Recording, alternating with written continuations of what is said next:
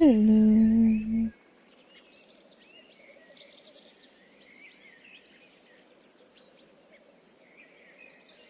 Am I live on the second channel? I don't think so. Let's fix that. I hate that it just randomly goes. Oh, I am? Why is it not showing that for me? There we go. Okay.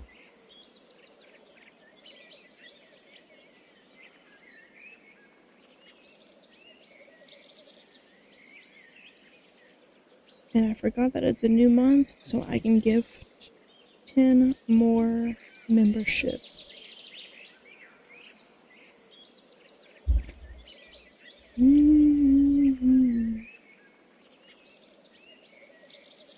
don't know how those work. Does it gift?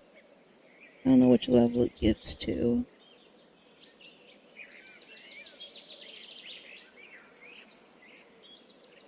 I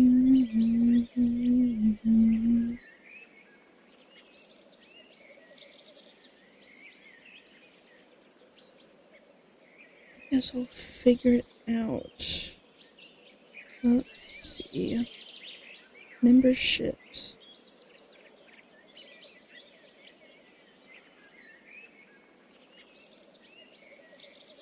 Because I think it's for the middle one? Okay. Let me send those.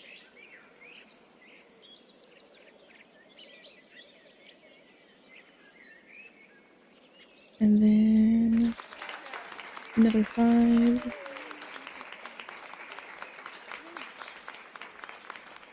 Hell yeah.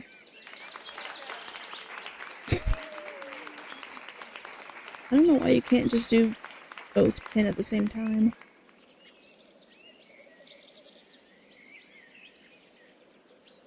And hopefully, eventually, I can do that on my React channel.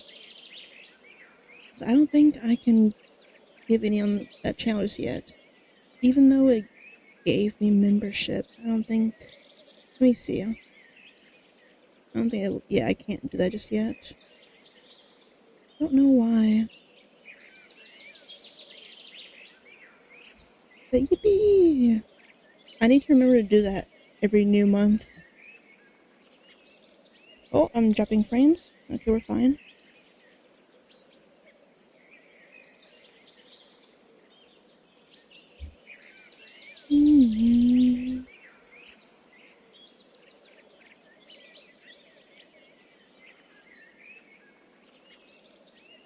Let's see.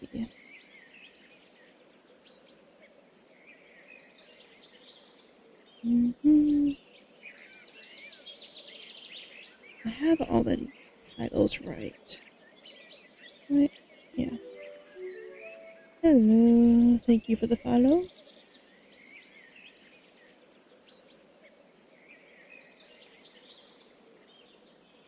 Hello. Thank you. I will hydrate. 20. 16.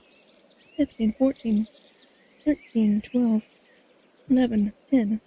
9. 8. 7. 6. 5. 4. 3. 2. 1. What?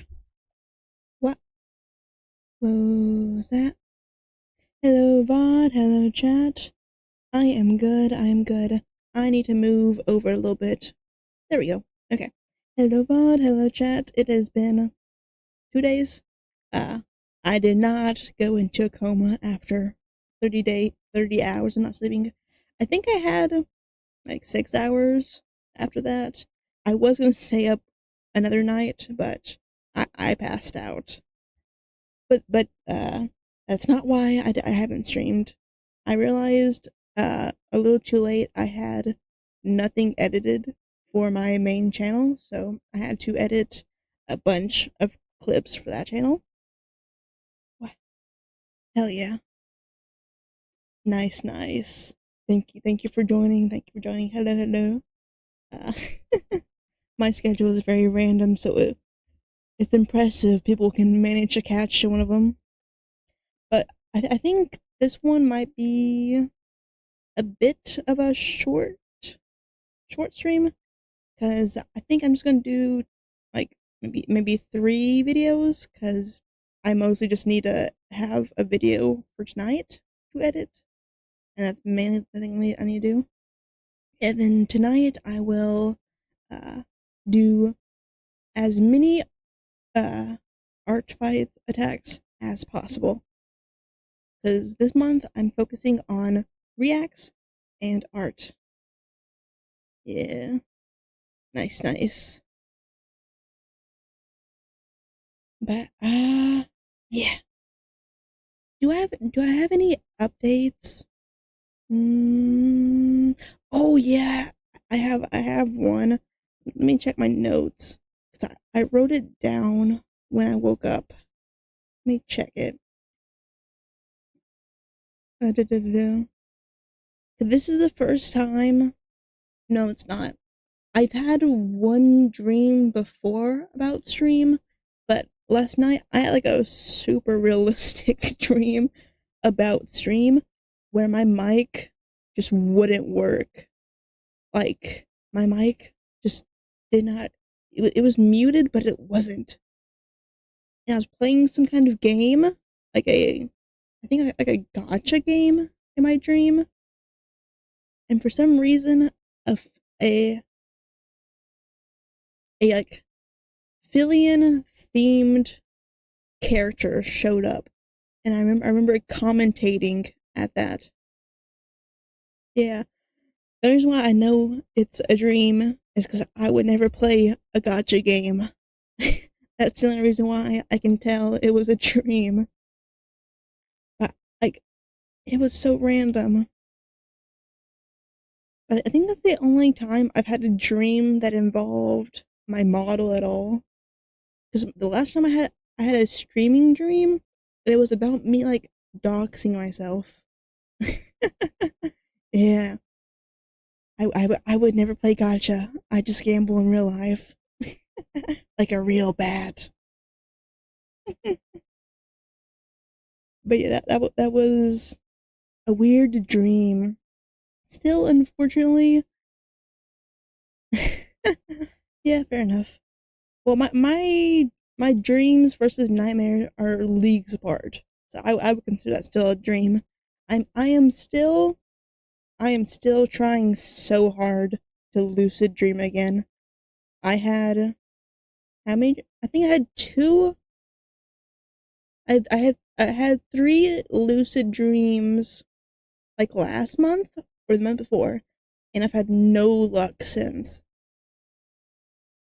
Yeah, but the way it was a funny way to dox myself because I think in the dream I was like doing some kind of like phone game, so I was screen capturing that, and then like a notification for like my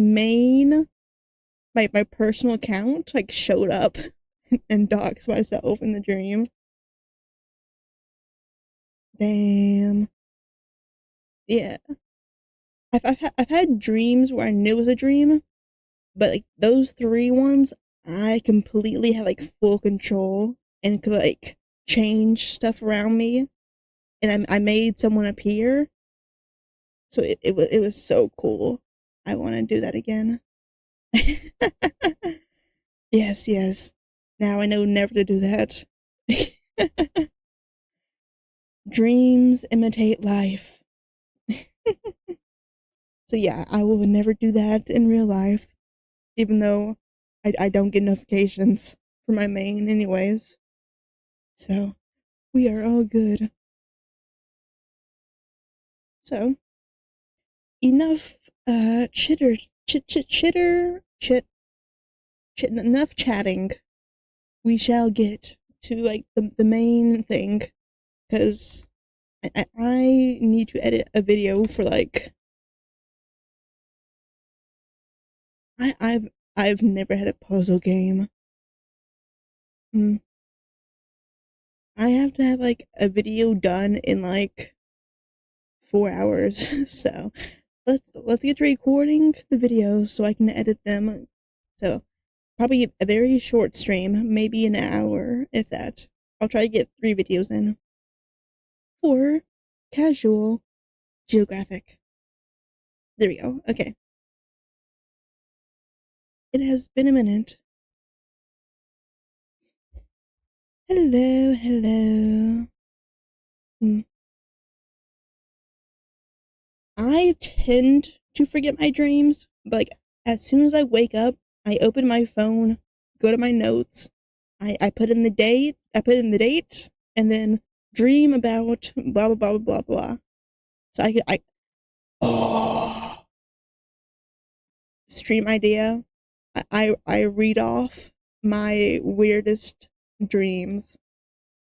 That would be I don't know if that would be a fun stream or a bad stream, but it would be a stream. Oh.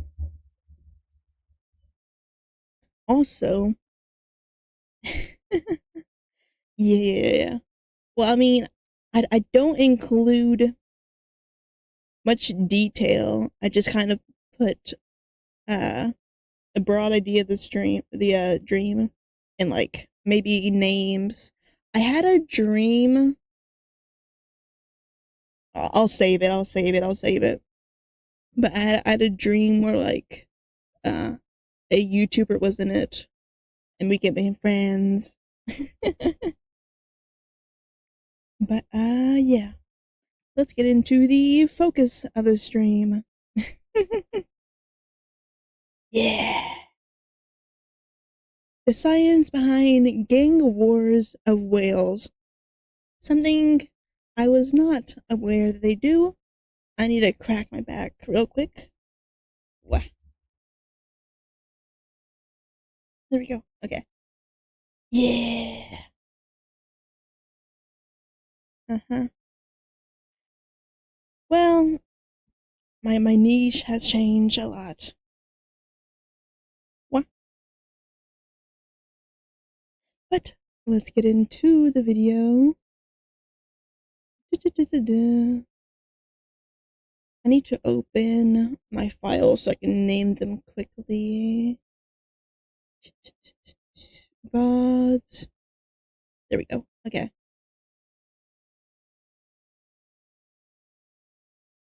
There we go. Hello, pumpkins. Hello, VOD. Hello, chat. That is not a YouTube intro. That is a stream intro. Ooh, I love the ocean. I do not have a fear of it at all. But hello, pumpkins. Hello, YouTube. My name is Mistic, and welcome to Mistic Reacts. Today we are watching a video by Casual Geographic. The science behind gang wars of whales?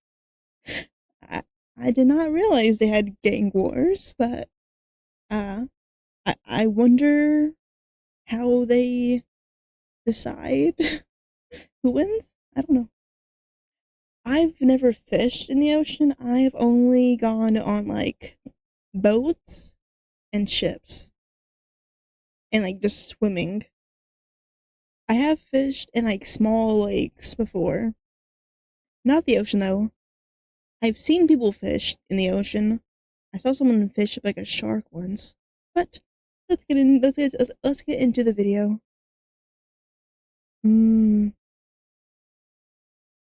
Right. But let's get into it.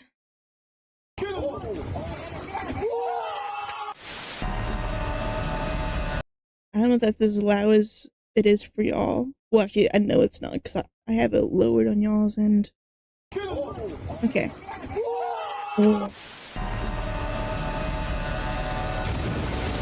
No! I like sharks. I mean, not whales so much.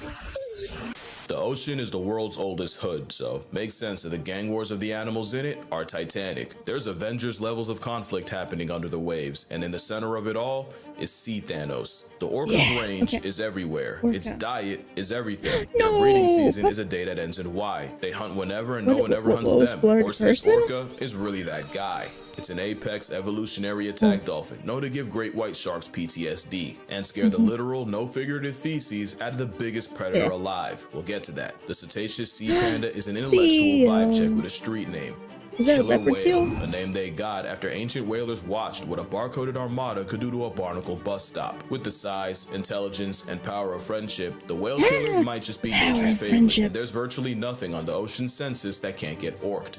But all that dominance has a cost. Like an ocean kingpin, orcas have made a lot of enemies, and there's at least 2 that'll bully them back. It all comes back to the often forgotten rule of nature. A predator has to be convinced you're worth the effort, but prey will turn you into past tense before you go offense. The world of whale beef is messy, with alliances, rivalries, and straight mob mentality. Because for every orca, there's a pack of pilot whales. This is what orcas see in their nightmares, allegedly. Let's talk about it. Every dolphin is a whale, but not every whale is a dolphin. And pilot whales are a very big dolphin. They're the second biggest dolphin, only beat by the ocean equalizer. Pilot whales look like off-brand belugas, and that's pretty close to their personality. Pilot whales have been called the Ferraris of the sea, being clocked at over 30 miles per hour while hunting, and they'll use this speed to run upon pods of orcas. That, and the fact that pilots can roll in pods that get to over 100, is why killer whales may have a healthy amount of fear in a deep fake dolphin. Scientists in Iceland have seen orcas go from socializing to dead silent to suddenly synchronizing a retreat before a group of pilot whales pulled up. In some cases, the orcas were literally run out by the pilots, with both parties porpoising during the chase. And we know for a fact, pilot whales actively look for problems, since scientists in Norway played the sounds of orcas feeding, and that got their boat confronted by the pilot pack. It's even escalated to pilot whales imitating the calls of killer whales, and considering killer whales in different areas can have different dialects, pilot whales learn to lampoon the exact kind of orca in their neighborhood. Some say it's a form of ocean incognito, where they use sound to camouflage. But there's a world where pilots got so sick of the gimmicks they learned a language just to talk that cetacean shit. But it's not one-sided, as orcas will pack up and prey on pilot whales. There's also been more than one case of a group of orcas traveling with an orphan baby pilot whale, adopting it either as progeny or a practice dummy. My theory is that the trauma of losing a baby drives a mother orca to do the next best thing. Kidnap an infant pilot whale and try to brute force parenthood. It's a conflict that still has a lot of questions, and this story might just have another chapter. Because what are the odds the orca's 2 biggest enemies are friends? Humpbacks prove you can always be a bigger hater, and there's no bigger hater than the one that interferes with orca hunts, even when the target isn't another humpback. In 5 decades of studying humpback orca spats, in only 11% of them did the killer whales actually go after them. The other 89 involved orcas plotting on a completely different animal, and the humpbacks getting involved to play defense. In fact, in over 100 encounters, the humpbacks approached the orcas 37% of the time, and the orcas were the instigators 26%, meaning when scientists could tell who wanted smoke 58% of the time, the humpback mafia started it. Why? Well, maybe ask the pilot whales. Pilot whales and humpbacks have been seen socializing off Hawaii, with humpbacks even seeming to pet the pilots with their fins. They've even been caught communicating with each other, 2 completely different species. And it's not an accident. About 200 instances of whales and dolphins interacting were recorded across 19 different species, and what was found was that not only were 1/3 of all humpback encounters classified as positive, with the whales seeming to seek out the dolphins, humpbacks were way more dolphin tolerant than others like the blue, fin, and northern white whales. And let's not just slide past the interspecies communication. That is wild, and who knows what they're saying. They could be plotting the most devious hit on an orca. There's no Rosetta Stone for that. Of course, that's a joke. One, because I don't believe they have their version of a white pointy robe pep rally to plot against an apex predator, but also 2, humpbacks aren't exactly immune to the habits of a pilot whale. According to the Latin American Journal of Aquatic Mammals, pilot whales often rage bait humpbacks, with short-fin pilot whales seen antagonizing the humpback variety off Puerto Rico, harassment that the whales were visibly stressed by. One sighting saw a gang of pilots approach a pod of humpback whales, with the humpbacks reacting by trumpeting and tail slapping. Basically a cetacean crash out. One theory says the pilot You whale wanna is fight, a man? kleptoparasite You wanna whose meal fight? prep involves harassing a humpback into stress regurgitating its last meal so the pilot can swoop in for the steal. Mind you, humpbacks in Puerto Rico probably haven't Not eaten as good since as they were in the our rage Arctic, bait. so it's like picking a fight with a Muslim dead in the middle of Ramadan. In the Mona Passage off Puerto Rico, a bunch of pilot whales pulled up to harass a humpback pod until the humpbacks dove underwater and resurfaced a distance away, until the pilots peeped them and went over to choose conflict again. This cycle continued like a game until the humpbacks eventually left the area, and chances are a game is exactly what was happening. Some genuinely believe that pilot whales mess with other whales for fun, not for food, simply love of the game. Hell Just being yeah. dicks. And humpbacks are the whales that tolerate them, but what they don't accept is anything orca. In 2012, a pod of orcas murked a gray whale calf, but the plot twist was the 14 humpbacks that rushed in to back up the 2 already on scene. And what scientists saw was the humpbacks gatekeeping the killer whales, with one even putting himself next to the past tense calf and wailing out anytime an orca got close. For 6.5 hours, the humpback hood calorie blocked the orcas, even ignoring an enticing swarm of nearby krill to remain to float on business. You see, orcas don't go after humpbacks often, but when they do, it's usually targeting a calf with its mother, which usually involves separating them and reverse baptizing the baby. The thing is, adult humpbacks are much less fearful of a monochrome mammal Really and are just triggered by the spawn sounds of an camping the orca kids, hunt huh? and will come swimming, especially since any young humpback in the area are likely a relative of their My own. male's So they're on optic sight, scope. well, on sound with orcas, even if the target ends up being a Pacific placemat. Because the lesson every humpback learns is, no orca alive shall prosper. That's on pod. Mind you, not all killer whales are whale killers. Only about 10 to 15% of them are mammal-eating killer whales, meaning humpbacks might just be profiling. They see color. 2 in particular. But if humpbacks could see everything killer whales do, they'd probably let them slide a lot more. Humpbacks have more than a zebra to stress about. In 2017 in Mossel Bay, South Africa, scientists watched an injured whale get jumped by 8 great white sharks. It's not often, but great whites will pack up the young, sick, or injured, especially during migration. It's rare, but the chances aren't zero. Unless an orca's around. That wasn't a joke earlier. Orcas legitimately give jaws PTSD, and it's scientifically proven that great whites will abandon even favorite hunting grounds for up to a year if they even sense a giant oppression dolphin once. In fact, the number of great whites has flatlined in many places off South Africa, like False Bay, so low that it's legitimately affecting tourism. And one of the biggest non-human reasons might be orcas. 2 in particular. What? People go somewhere to see sharks? Really? That's a tourist issue? I thought sharks kind of hurt tourist areas. Interesting. And one of the biggest non-human reasons might be orcas. 2 in particular.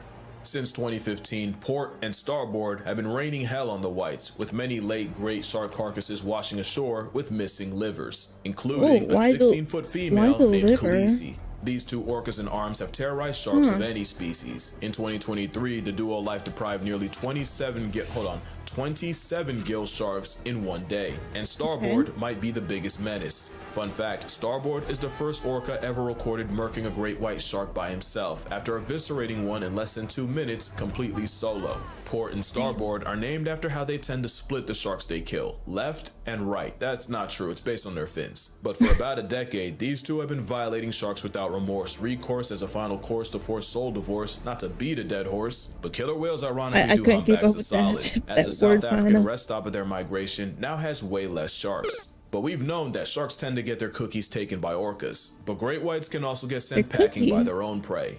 It's well known that a sea lion to a shark is basically a chew toy, with one fur seal having no chance against a 16-foot, 2,000+ pound bioweapon. But this movie has an alternate ending, with gangs of fur seals mobbing hunting sharks. Imagine getting chased out of a drive-thru by a horde of homicidal hot dogs. That's just sharks' reality. It's the same mob mentality humpbacks use on orcas, and fur seals will press a great white into retreating back to sea. This weaponized friendship has been clocked all the way back to 2005, with a group of adult male Australian fur seals jumping a great white shark that wandered too close to the colony's pups. but orcas might have just lit a fuse under the fur And seals. The did the decline of great seals whites in win places like False Bay against may the have shark? honestly boosted the confidence of the seals. Not only do they It was now a act hiccup. way bolder, studies showed that the stress hormone levels of fur seals in False Bay went down as the shark numbers did. Orcas might take the seal out to sea and leave it with an L, but they might have also emboldened the fur seals against their biggest op. And few realize how horrific a family of fur seals open carrying confidence can be. Yeah, I did not Although they realize likely that. didn't need much, because apparently seals can't get along with each other. In Oh. many places, elephant and fur seals cross paths. Okay. And they do not get along. They're both pinnipeds, but technically fur seals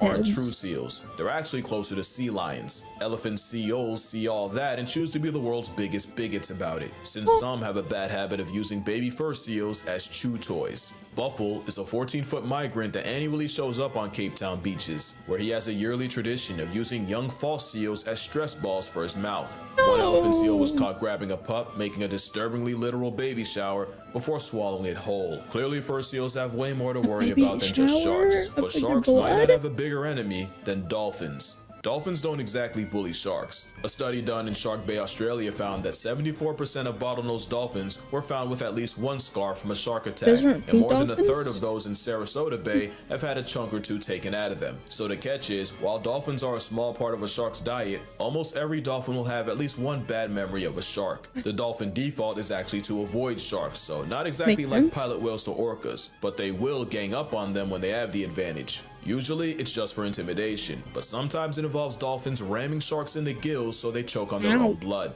So basically, sharks prey on dolphins and leave dolphins Ooh, prey, with violent, dolphins no? usually social distancing from them. But dolphins will also mob sharks, and in a lot of studies, dolphins were the ones initiating harassment, like in the form of using a baby shark as a volleyball. But it also helps that they have an alliance with another member of the cetacean persuasion, one that sends sharks swimming.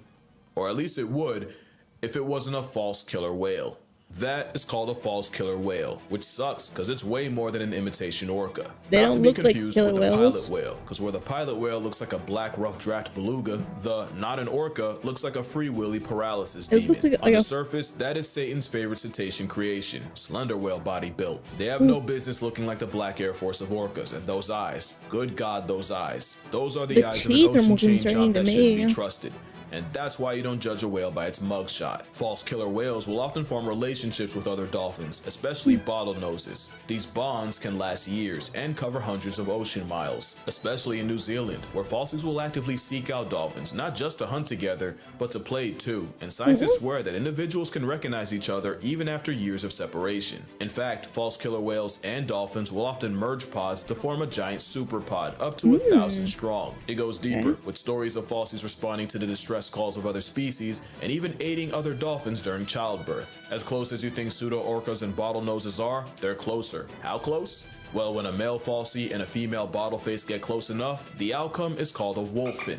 It's also not just dolphins. wolfin. Anyone who dives enough will confirm that false killer whales are one of the friendliest things you can run into in the ocean. And there's even stories of them offering fish to strangers. But of course, the world of whale politics is messy, and falsies don't have goodwill with everyone. They're also liable to get T-boned by an orca, who sometimes show them what a real killer looks like. And if you think that'd make them a friend to humpback whales, falsies have also been known to harass humpback whales, with one case in Hawaii where a group murked one. But there's another animal they find conflict with, and you'd probably never guess it. Because What? respectfully, as the biggest predator on the planet, sperm whales have no business getting bullied by anyone. Yet, you can find reports of false killer whales don't know running much up on about sperm sperm whales the same whales. way pilots do to orcas. Even back in the 90s, scientists somehow witnessed a group of sperm whales in the Galapagos get ambushed by a gang of 25 falsies, joined by, interestingly, 15 bottlenose dolphins. Damn. I told you they were tight.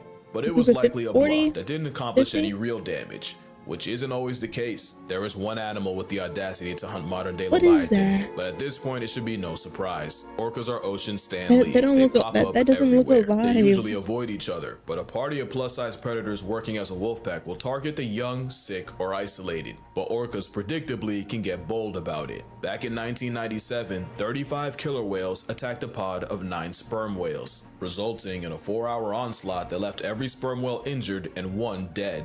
20 years later, a pod of 8 killer whales ran up on a group of 100 sperm whales off Sri Lanka. That's not a typo. Nobody died, but the audacity was nearly fatal, especially since sperm whales, for whatever reason, don't really fight back. Their main defense is to get into a formation called a rosette, with the weak put in the middle. There's that, and serving a poop slushy at orcas, since real-life mobies will also use a cloud of diarrhea as offensive self-defense. This bowel bath bomb is sometimes enough to save their lives, but it also means orcas have the ocean's biggest predators soiling themselves by the metric ton. But it seems there's one predator orcas won't hunt, and it's the most successful and most destructive one of it's us. Yeah, you know it's us. Humans, outside of a glorified fishbowl, orcas have never been known to kill a human, or at least never been caught doing it. In fact, not too long ago, there was a time where humans hunted alongside orcas, with the two working together in New South. Orcas have never done that? What was the person that died to like a whale or an orca at like in captivity? Was that does that not count, or is it a different animal? I remember seeing something, but I don't know what animal that was.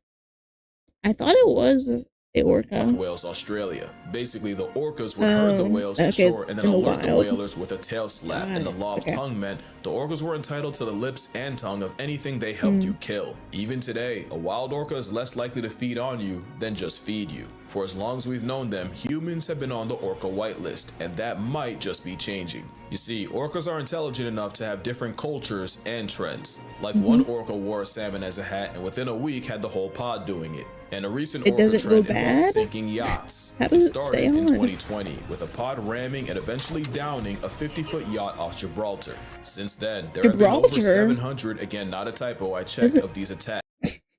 Gibraltar? Isn't that an Overwatch map?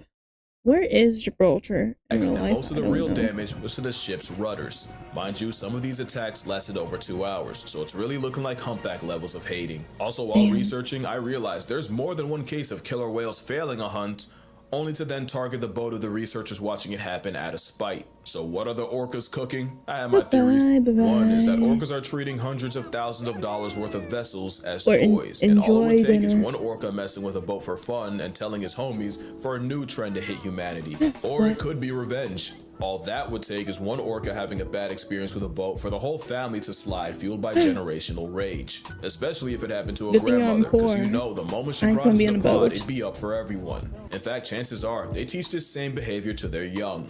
There's a lot we still don't know about the ocean, and all the nonsense that happens in it. But one thing I'll say every time I speak on anything dolphin is that animals aren't good. Animals aren't evil. They're just animals. Animals just trying to make it to the next day any way they can. It's not orca's fault, they're just that much better at it. Simply a skill issue for everyone else. I'm gonna keep saying it as long as there's people on Twitter saying I want them dead. So probably forever. But until then, drink water, hug your mother. If you see an orca, apologize. Doesn't matter what for, just do it. Support the whales, call your father, and I'm gonna see y'all in the next one. Hell yeah. Hell yeah. If you enjoyed the video, make sure to like, subscribe, and comment down below. What is your favorite type of whale or orca? Yeah. I would say humans are that they definitely have evil.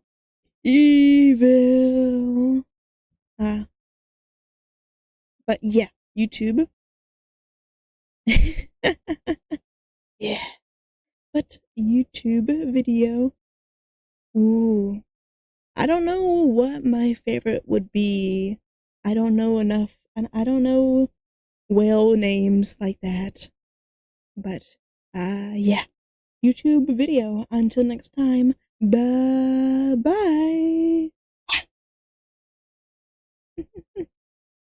What? Okay, let me name that. And then we will get to, I think we'll do 2 more.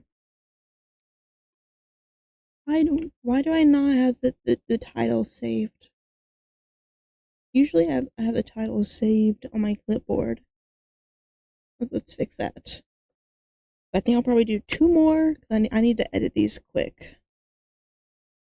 I've never been into, like, the deep ocean. I've like I've only really been swimming distance into. What was that sound? Oh, it's probably on YouTube. I forgot I have alerts on for the React channel now. Let me turn on captions. Wait, what was I doing? One. Okay. Really? The only thing I've seen in the ocean is like fish, and I've seen dolphins while on a boat in Florida. But I've never seen whales or anything bigger than a dolphin. Just I've seen a dolphin jump out of the water, and that's about it.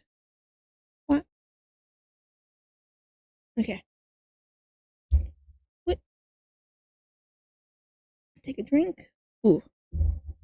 I mixed my energy flavor with like kiwi and lime. Not the most ideal combo, but if it gives me caffeine, it's worth it. I don't know what a fossa is, but I guess we'll find out. What? Okay. What's up, YouTube? Hello, YouTube. Hello, Pumpkin. My name is Mistic, and welcome back to Mistic Reacts. Today, I am watching another video by Casual Geographic. Why school never taught you about the fossa? I don't think school taught me about that many animals in general, just kind of that they exist. But I don't know what the fossa is, so they definitely didn't teach me about it. So let's find out why, I guess. And if you haven't already, like, subscribe, and comment down below fossa. Yeah. Let's get into the video. Captain's on. Yep. Taxes, and a ferocious hidden illness. 3 things school ain't teach you enough about. And unfortunately, this isn't a finance channel. Of course, we're talking about the final boss of Focus, the maligned weasel, one could say measle, of Madagascar.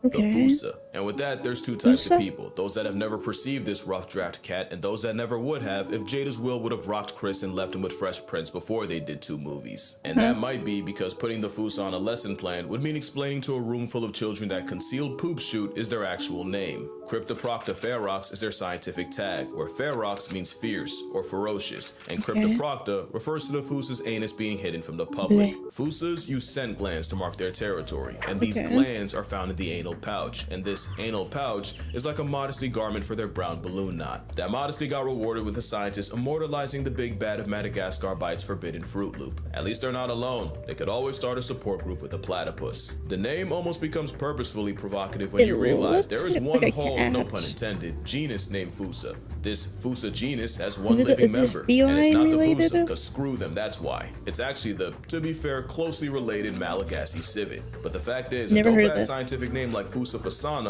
went to the civet, but the actual Fossa got stuck with missing butt muzzle. That's not the last or worst way they get screwed by their own anatomy. I think you know what's coming. No, I don't. But we'll get to that. Maybe the name refers to how much of a pain in the prostate figuring out what this beta-tested big cat actually was. The Fossa was first described in 1833, where they were put in the vivarid family. Not a vivid ferret, although I wouldn't blame you, but a family that has the pea smells like buttered popcorn binturong, along with civets and genets. In 1939, they were moved to a subfamily Infelidae, because folks were really sold on it being a cat. In 1945, the change of heart put incognito back with vivarids. Almost 50 years later, in 93, they got a little warmer, with a DNA study putting the Fossa at the mongoose lunch table. But it only took 2 years for someone to try to argue them back with the cats and family Felidae. An animal that hides its seat lips and a family of felines that flash it like ID should have told them the Fossa was the imposter. And eventually, something did, and they were put in the Eupluridae family in 2003. It took almost 200 years to ascertain what this unhinged roid weasel was. That still begs the question, what exactly is a Fossa?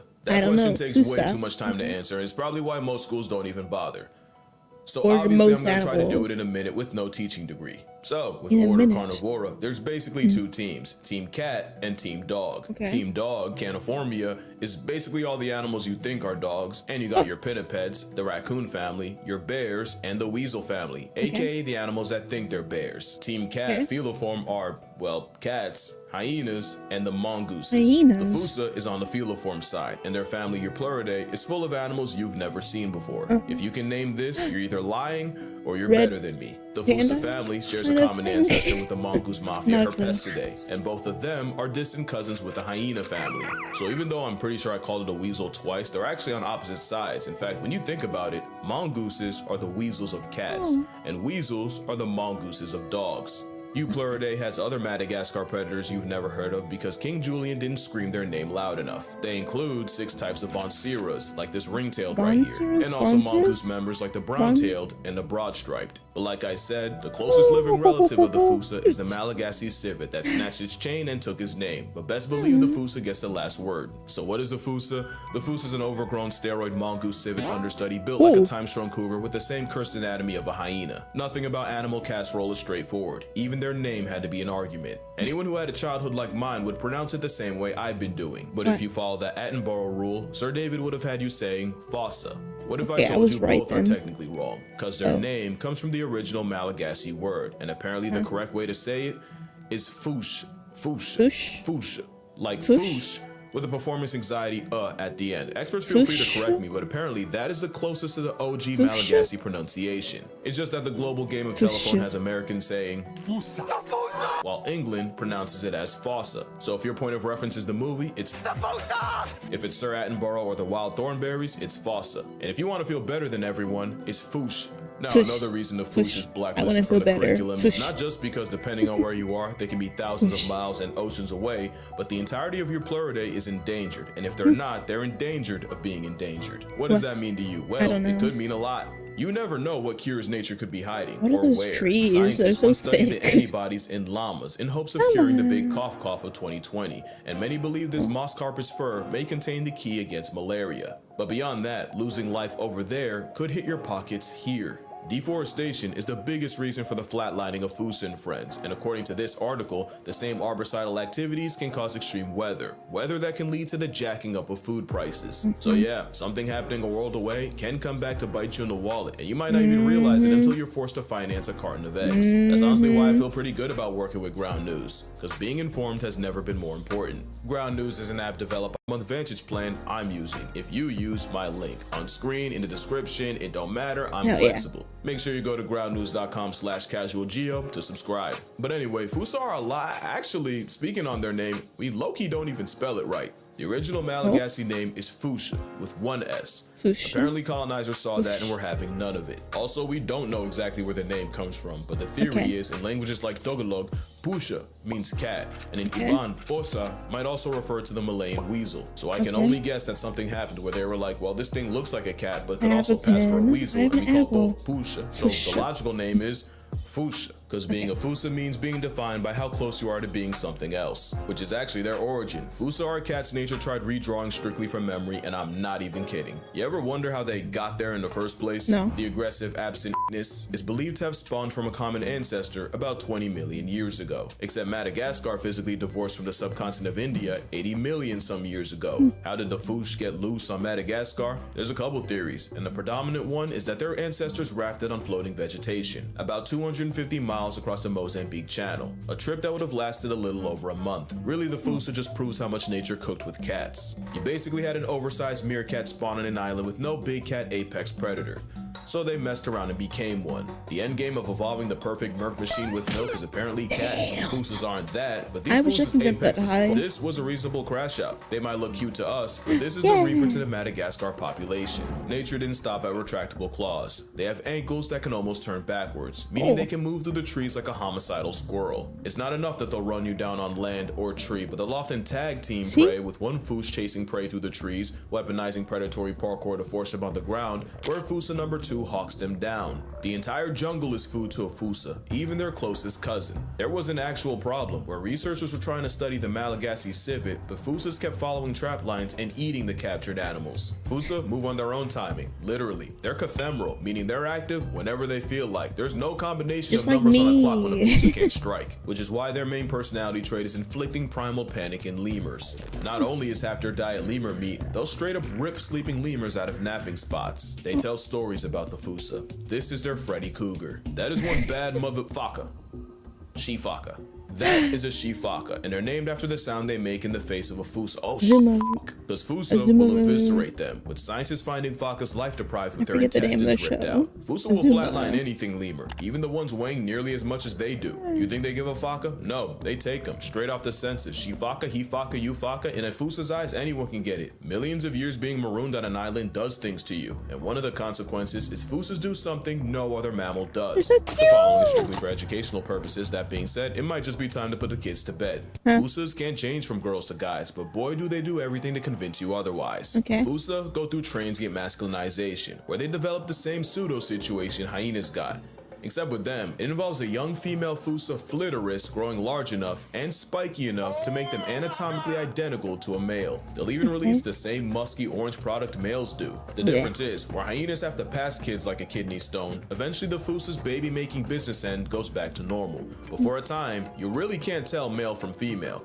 And that might just be the point. There's some things about this freak-off ferret that makes being young, female, and Fossa the worst combination. Female Fussas are highly territorial, because they'll make love in the same tree year after year. Call it the tree of life. And Fossa foreplay involves the female sitting high up in the tree, with starving males down below competing for her time. Now the thing with Fussas is, the female will spend nearly a week in the tree, where she'll be visited by several males. 4, 5, sometimes 6, 7. Some yellow lights don't get ran through that much, and there is no honor system. Males will often climb up the tree to shoot their shot, while the female's already physically occupied by another. So yeah, it's a Fossa freak-off free-for-all. Imagine the ones from the movie, but instead of feeding for food, they desperately fall over each other trying to make a baby mother, which might explain the gender bending. Young females can get put on a shirt by an older vindictive female, and put in a hearse by a horde of hormonal males. This can really be a problem since apparently males can't tell when a female is ovulating, so they just keep trying, which could kill an inexperienced female cause,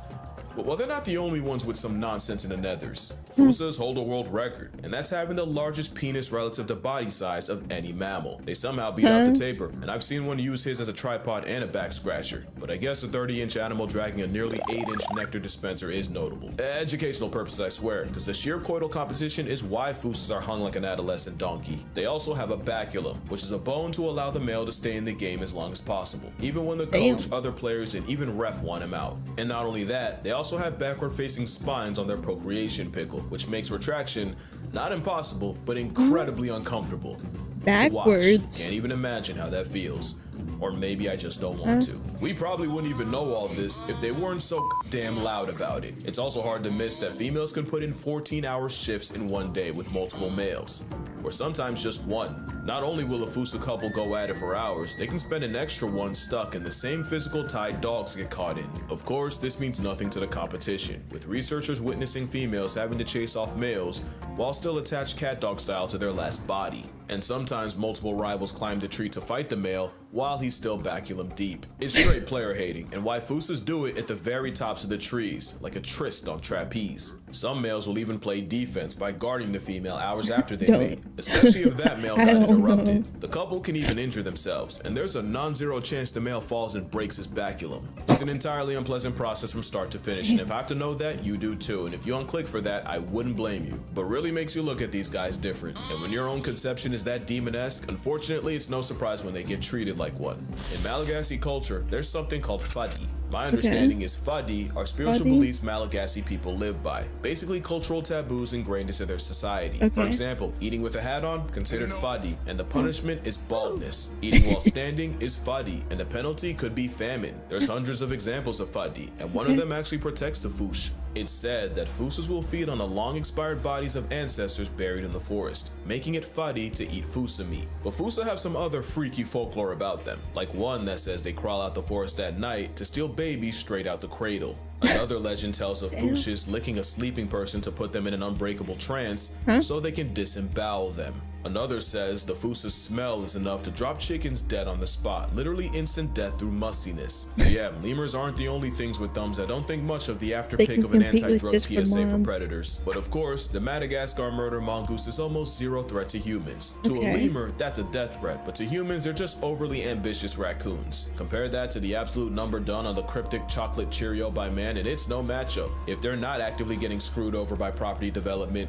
Fossa get flatlined in retaliation for preying on poultry. Not to mention, many will defy fatty, as in up to half of all Malagasy communities, Fossa flesh is regularly eaten. Honestly, Madagascar as a whole is in danger, with over 90% of her forests already gone. And keep in mind, many like the Fossa are only found on the Big Red Island, so once they're gone from there, they're gone for good. Better appreciate it while it's still here, and who knows, maybe I'll take a trip down there.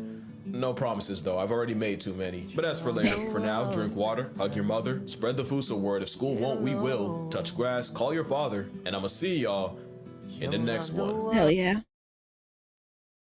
That is probably that is a very interesting animal. The Fossa, the fish.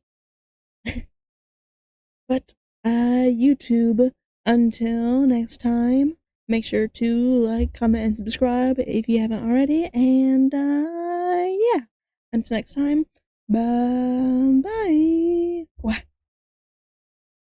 What? Okay, let me name that. Shoot. And then what's next? Ooh.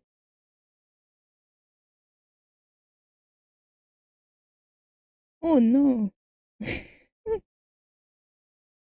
They're just small little guys. Earth's oldest genius. Let me look at the thumbnail. Was that a seal? No, that's okay. Why does my... Yeah, those are some thick trees. Hello. Okay, is that set up? Yeah. Hello. This one I think is about octopus or squids. Probably octopus. Happy birthday, I think. Hello.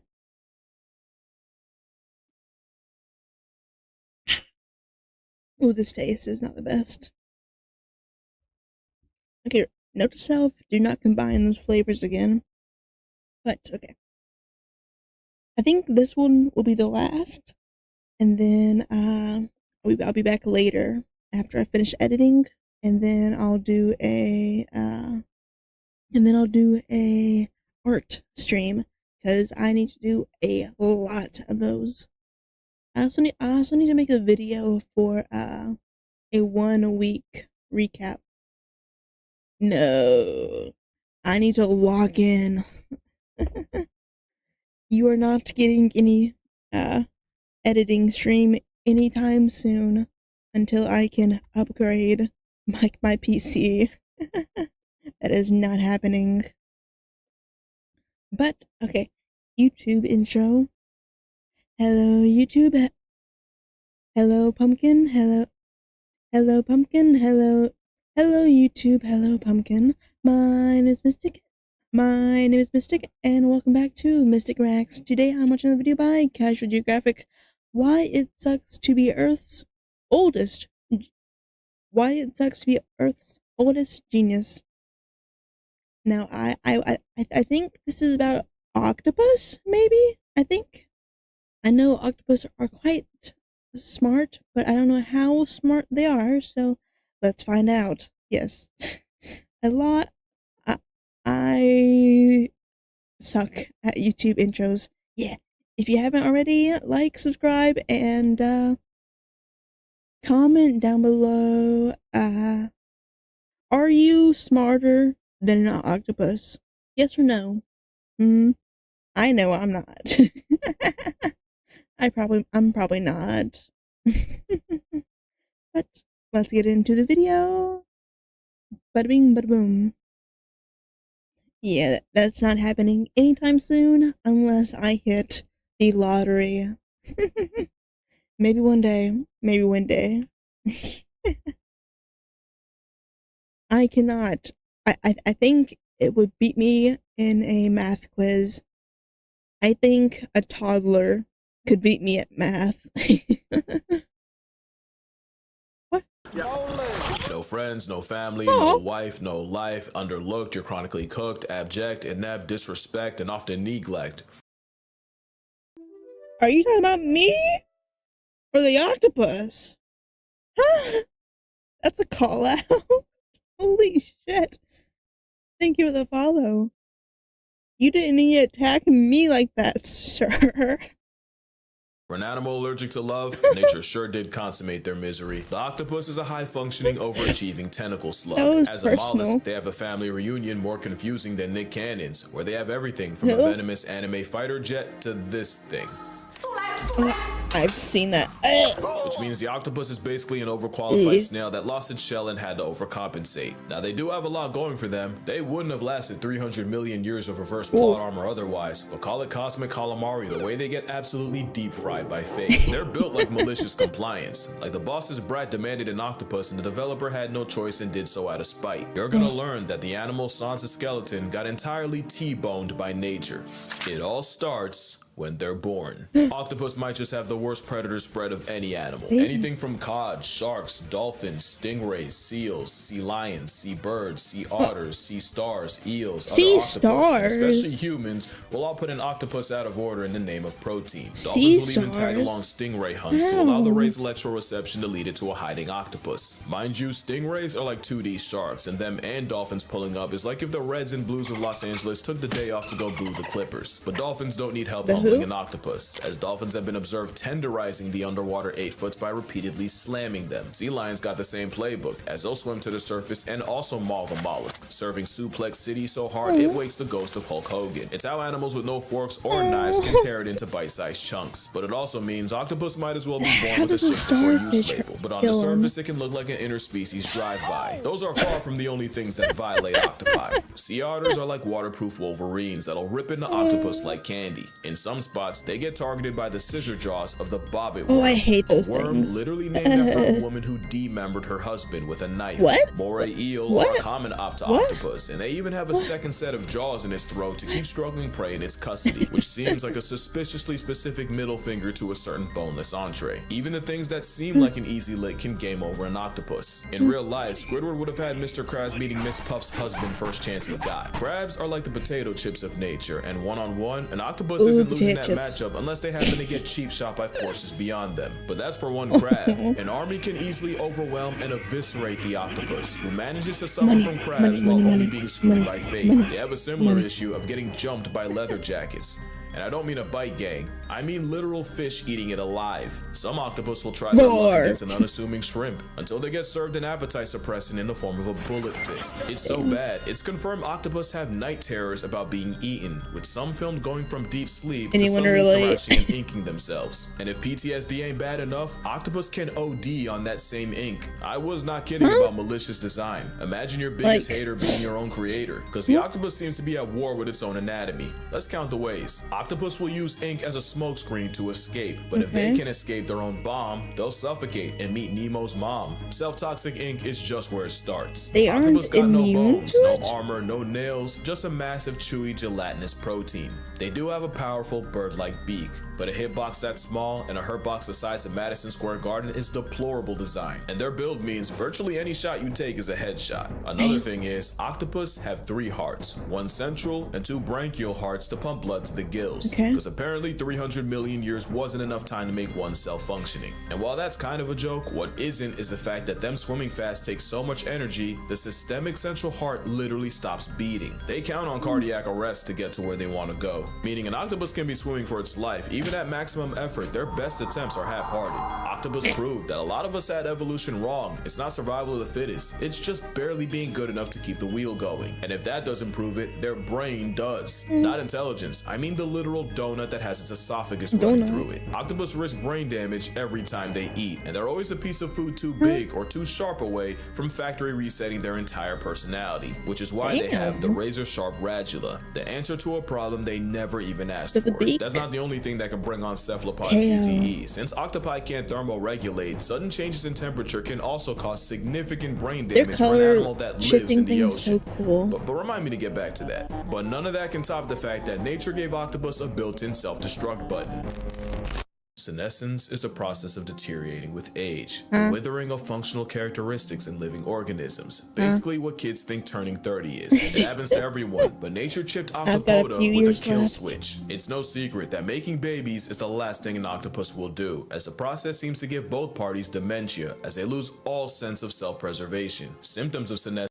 Are they the ones that are they the species that would die, like feeding their kids and just like being around them, or is that a different one? Include lack of feeding, skin around the eyes retreating, white lesions forming, and awkward, uncoordinated movements, almost like they have no purpose beyond this point. But some seem to actively crave the sweet release, since captive octopi have been seen trying to rush the process by banging into sides of their tank, tearing off pieces of their own skin, and even getting their tentacles tangled. And it all begins with these two guys. They're small, but they got big plans. Those are optic glands, and they're the double agents that lie dormant between the brain and optic lobe until they get active, usually around the same time the octopi do. And it's believed this triggers them to produce more steroids and boost cholesterol. Specifically, scientists saw more activity in the genes that produce neurotransmitters called catecholamines, along with steroids that help metabolize cholesterol. What does that all mean to you? Well, catecholamines are hormones like your epinephrine and dopamine, basically the fuel to your fight or flight. And in octopus, their job is to redirect energy away from eating and, keeping themselves alive, and put it all into raising their own, especially since that same optic gland will also secrete stuff to turn off digestion, which is why they starve to death. Not only that, but neuropeptides are what causes appetite and hunger, and they get turned off too. Yeah, they put the op in optic. It's a gland, but that optic got a lot of nerve, because in 1977 in Brandeis University, psychologist Jerome Wodinsky removed the optic gland from a mother 2 spot, and the outcome was they abandoned their eggs, continued feeding, and lived longer. It's literal predetermined self-destruction, and it's the worst kind. The Australian anti-kindness has a similar fate, since males will mate themselves to death, and an increase of steroid hormones in the blood is how the kamikazes can go all out. Those same steroids also nerf the immune system and eventually cause a total body shutdown as they get poisoned by their own supply. But at least when that happens, they've mated with as many females as possible. The octopus is very much one and done, and that's why it's survival of just being good enough. You can end up lobotomized by your own dental. As long as it happens after you breed, that's strictly a you problem. And evolution can't save you from one of the most toxic relationships underwater as long as it ends with children. Yes, worse than the anglerfish. First of all, they barely tolerate each other. Lady octopus will respond to male harassment by chucking shells like it's Mario Kart. Just when the male thinks he's in the lead, there's a blue shell for his blue balls. It doesn't get much better if Squidward succeeds, since many males are dwarfed by their mates and run the very real risk of being cannibalized, leading to some very questionable mating methods. The blue-lined octopus will inject his mate with a venom while on top, a venom called tetrodotoxin, arguably the most potent neurotoxin out there. It obviously doesn't kill her, but it does make the female angry enough to yeet the male off her back. Once she's functional again. That's why male octopus have a venom gland 3 times the size of a female's, because ducks have a coital curly fry to force the issue, while the octopus clearly listens to Rick Ross. There is a catch though. If the male doesn't envenomate her in the exact right spot, she can wake up early, and the best case is he gets some of his arms torn off. Of course, some, like an Argonaut, say screw it, literally, and just hand the female his baby arm and swim away. A physical invitation to go feel yourself. After mating, the male basically waits to buy tickets to a Tupac concert. They go AFK, just a catatonic state where they move like an NPC. Also, post-mating males don't return to their dens. They don't even wait for death at home. They just circle the corner anticipating its arrival in the form of sickness, starvation, or getting turned out by a predator. The mother doesn't get off easier, since she gives up her entire existence the moment the eggs come out. She'll spend all day washing them with her siphon and guarding them, all while not going out to eat once. Mothers will eat their own arms before they leave them alone for a second, and that hunger strike can last years. One deep sea octopus brooded eggs for a total of 53 months, Damn. just under 4.5 years. It was by far the longest brooding period of any animal, and she even turned down crabs offered to her by researchers. Like all octopus, once the eggs hatch, the babies swim to the surface and spend their early days drifting the current. And if motherhood doesn't murk her, the she-puss just waits for something like a pack of starfish to put her in her place. That place being past tense. It's the worst outcome of any mother, worse than cheetahs, hyenas, and even the sea louse. The payoff is all the kids she spawns. The giant Pacific octopus can have over 100,000 eggs, and some like the cyanea can exceed 500,000. With all these sentient grains of rice, about 1 or 2 will live long enough to repeat the cycle. Because as far as evolution's concerned, that's enough. From egg to adult, the octopus's short life isn't a total show. It's a septic symphony, and the biggest insult is the wasted potential. The octopus got straight up cheated. Almost like someone knew there were a few changes from an obnoxiously overqualified sigma slug seriously bending the natural order. Octopus don't have hands, but they do have arms, and they'll throw them, with reports of octopus suffocating threats like dolphins and sharks. Specifically, an octopus was caught shoving its arms down the gills of a pajama shark, nearly putting it to bed permanently. And speaking of sharks, that matchup isn't as one-sided as you think. In a Seattle aquarium, one octopus earned himself solitary confinement, and the reason was staff kept finding the bodies of dead, butchered dogfish sharks all over the tank floor until cameras caught the neighborhood octopus murking any sharks that were put in the tank with him. Octopus will square up with sea lions with everything they have, and even ship-sinking stellar sea lions can struggle with a vindictive hors d'oeuvre. Even the symbol of America can get it, and there's at least one seagull with octopus in its obituary. Not to mention Neptune's hitman has enough awareness of human anatomy to attempt to play hangman, but the octopus's biggest flex is their shape-shifting. Octopus have the ability to change colors, despite being colorblind. It's sad their skin may be sensitive to hues, shadows, and colors around them, and can conform to their environment. Some, like this cyanea, can make hundreds of transformations in a day. How do they one do that octopus for does this colorblind? on steroids. The mimic octopus can not only cosplay as other animals, it'll purposely exploit their own fears. If a mimic's getting harassed by some punk-ass damselfish, it'll take the form of a venomous sea crate. And if the block's real hot with predators, the mimic mirrors the biggest threat in the area.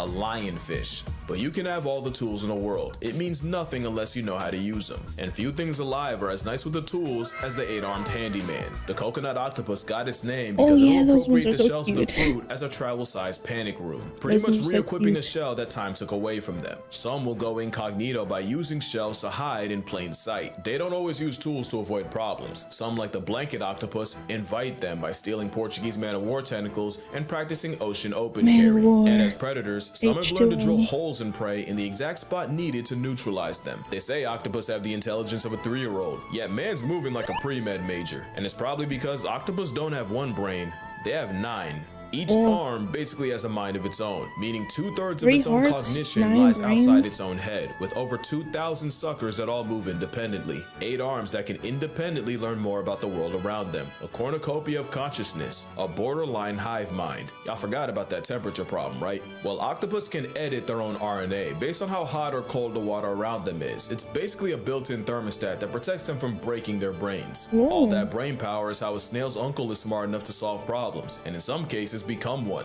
Some octopus have learned not only when and where crabbers will show up, they'll time it just right to where they'll swipe the crab from the trap, disrespect Steve, his name's Steve's, entire livelihood, and vanish, leaving behind corpses. Octopus can also tell people apart, and sometimes they'll end up having beef with one in particular, and will squirt them and only them. Some don't even stop at people. Otto the octopus decided he didn't like an overhead light, so he climbed to the edge of his tank and shot water at it, causing the entire aquarium electrical system to go out, and he did this night after night, repeatedly, until folks caught on. So why am I telling you how smart a Second Amendment slug is?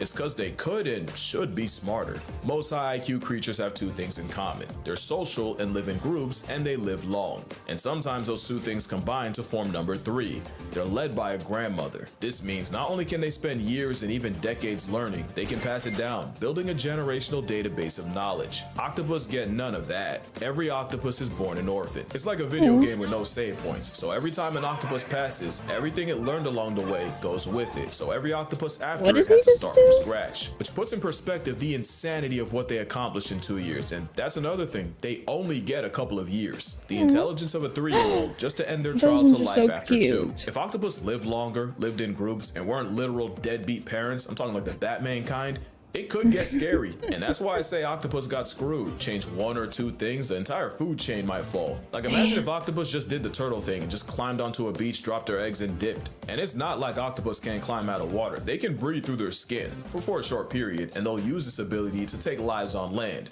So why not create them? Except the soft-bodied cephalopods would probably get put on a shirt before they got far. If only they had like a shell or something to protect them. It's a shame nature never came out with anything like that. And then imagine if octopus worked together. Humboldt squid scare me for the specific fact that they kill in packs, and there has to be at least one human who was jumped to drag to the abyss and hate crime by the Antichrist calamari clan. But aside from violence, imagine what a group of like-minded octopi could do. They might mess around and start a renaissance. In fact, what if I told you it's already started? In 2016, in Jervis Bay off the coast of Australia, scientists found a non-human settlement containing residents of gloomy octopus. Up to 15 of them, living on dens on top of scallop shells, doing everything from hanging out, communicating, to fighting, procreating, and even evicting particular offenders from their den. It's like an octopus suburb. It's a cephalopod community, and scientists named it Oclantis. And it's not the first. Octopolis was discovered in 2009, except Octopolis was founded around a huge human-made metal object. And no, they're not actual cities. It's just cute to call them that, but you gotta ask,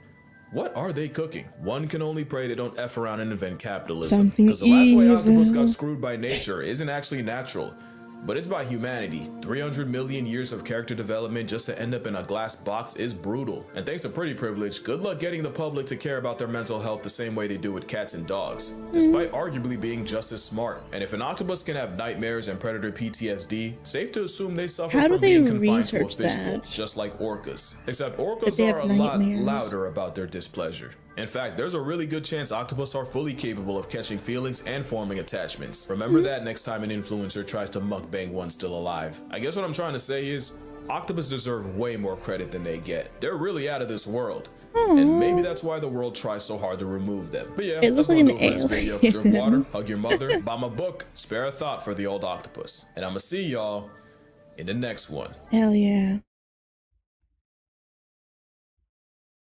YouTube, if you made it this far, let me know which octopus is your favorite. I like that little guy, the green alien looking thing. That was cute. But until next time, make sure to like, subscribe, and comment your favorite one. But until next time, bye. And what? I think I shall call it there, at least until I did not hit end record. There we go. I think I'll probably call it there until tonight, when I will do my art fight. But I'm gonna spend the next little while editing those, and yeah, the first one should be out on video later today. So yeah. Yeah. Hopefully you enjoyed, and I'll see y'all tonight. Hopefully. Unless I do something else. I don't know. The first video is the one we watched an hour ago. The whale ones will be tonight's video. So until next time. Bye bye. Bye bye. Bye bye.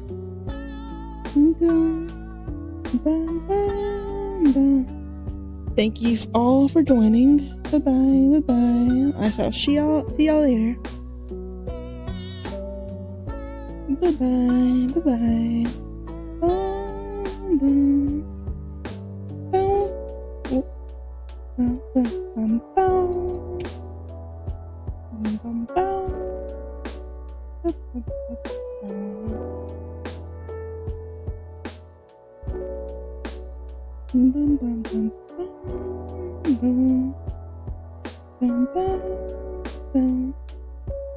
Bye.